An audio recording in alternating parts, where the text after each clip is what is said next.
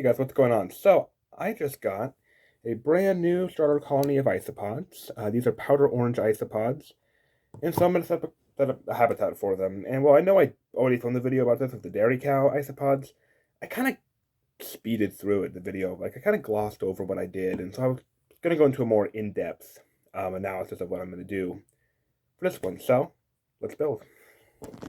Okay, side note, you're probably looking at these going, these look a lot like your orange dairy cows. Why'd you pick up something so similar? And that is, there's a very particular project I wanted these for. I've heard powder orange are a little better suited to drier conditions. And let's just say I've got a pretty big arid vivarium I'm working on right now that will probably be coming out later this year, the video for it. I'm still working on it right now.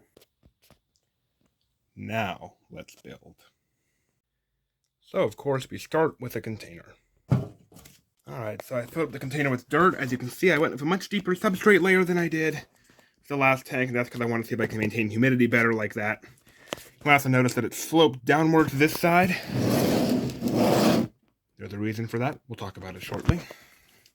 Also, I elected to not do a drainage layer. There's no live plants in here, so I don't think it'll be necessary.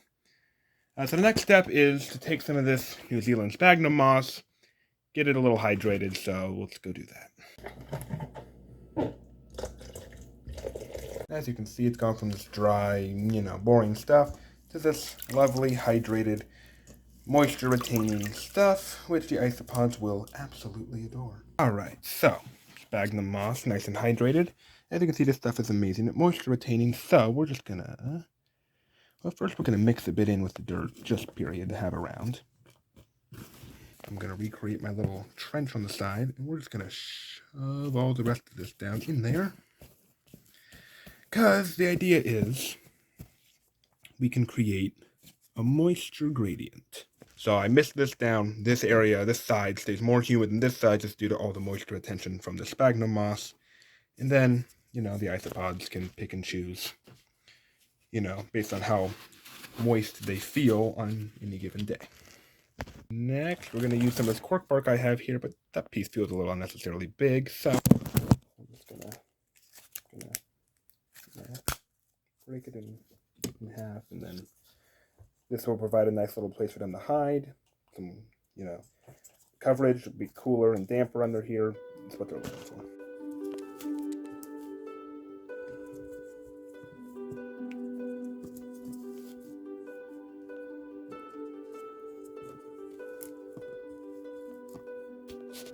There we go. Yeah, let's move a little more central. Of course, we have what isopods like to eat. I'm looking at you, leaf litter. So I actually boiled these leaves ahead of time to make sure that they were completely clean for the isopods. Why would this leaf not break into smaller pieces? Hold on. And then let it dry so that it would be completely clean and sterile. No reason to worry about any little micro things living in them. I'll save the leftover leaves and use them to, maintain the leaf litter in here and in my other isopod colonies tank. But one last thing I wanted to add, because I think it just looks cool. It's a little seed pod. I think they might actually eat it. I don't know. So I'm just gonna put it in the corner and we'll see if they like it or not.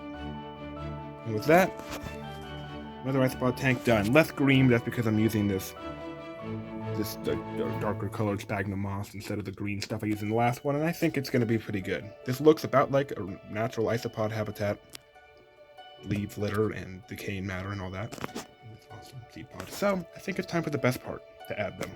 Now, these guys are small, fast, and soft-bodied, so I really don't want to pick them up, so I'm just going to kind of gently tip them in. Or we can just very gently boop.